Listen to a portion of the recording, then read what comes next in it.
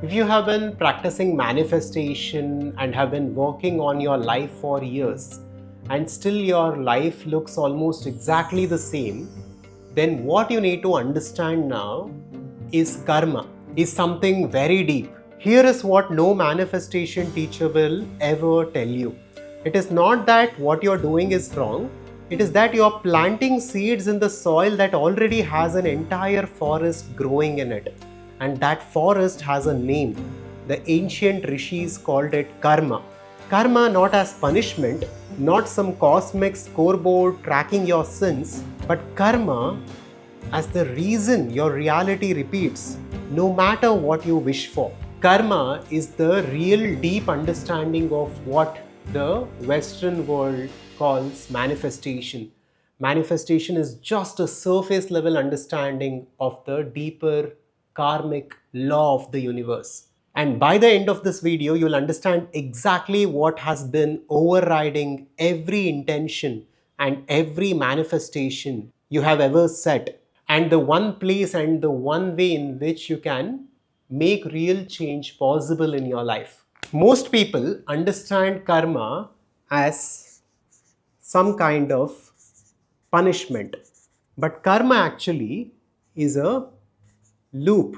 It's cause and effect. Every action causes a reaction, and how we respond to that reaction causes a further action, which produces a further reaction, and so on. It is an endless, infinite loop that we are stuck in. And once you understand this loop, you will exactly understand how manifestation works at a spiritual level. And the entirety of your life today, as you're sitting here, whatever your body looks like, whatever your current identity is, your personality is, your financial status, your relationships, your health, the house you live in, everything is because of karma. It is because of your past actions.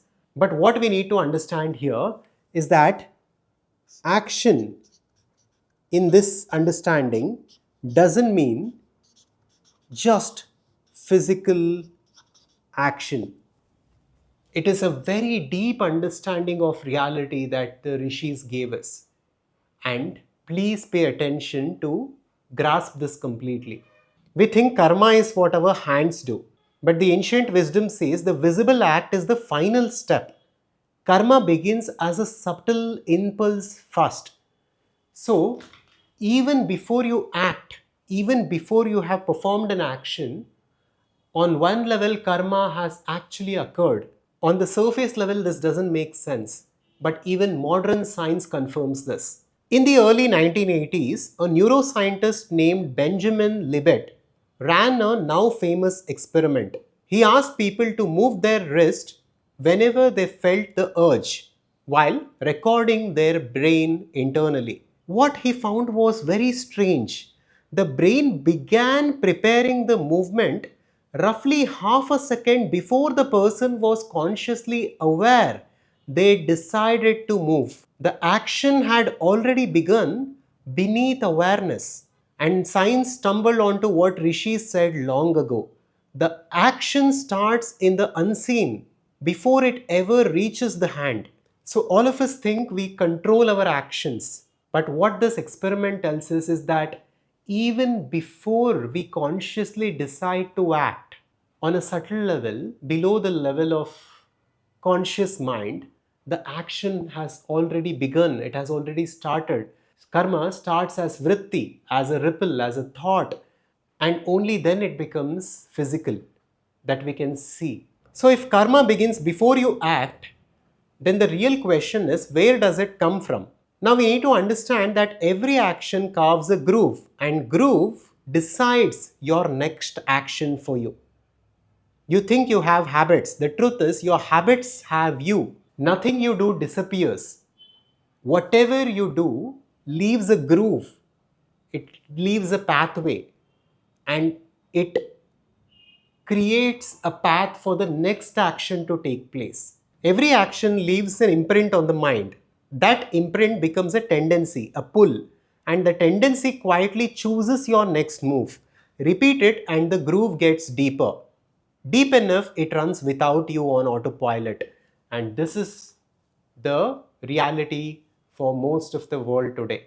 People are not even conscious of their lives. They wake up in the morning, their hand immediately goes to their phone, they begin scrolling, they go to the washroom, they brush their teeth, they take a bath, and they repeat the same cycles. And the more they do it, the deeper the groove goes, and the deeper the groove goes, the more they will have to do it. It's an endless loop of suffering and stress and anxiety, because suffering is the natural outcome of this unconscious life. Remember the first lie you ever told. Heart racing, face hot, everything in you is resisting that action. The second lie was easier. The third became even easier. By the 10th time, you don't even know that you are lying. Nothing changed in the world, only the groove inside you got deeper. These grooves are what Vedanta calls samskaras. These are patterns within you which give rise to actions.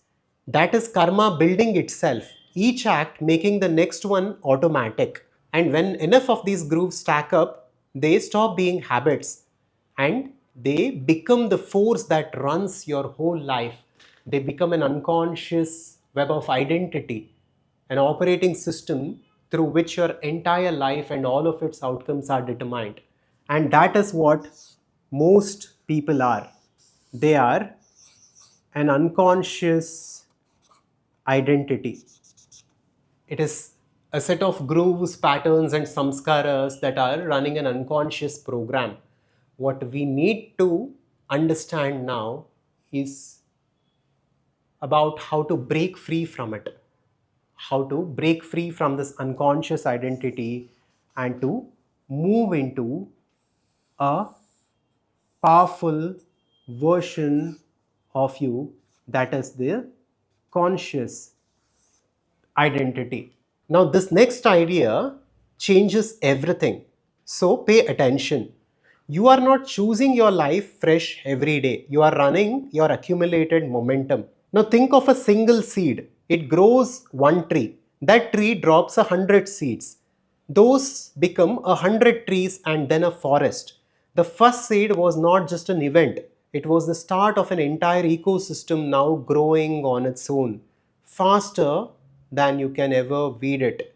So, those are your tendencies, these grooves, and from that place, no matter what you try to manifest on the surface level, it doesn't work. If at all you need to create a new life, you need to understand the science of awareness. You need to understand that neither the current identity nor the ideal identity is ultimately you. That is what we help individuals do when they join the advanced conscious creation journey within ACS.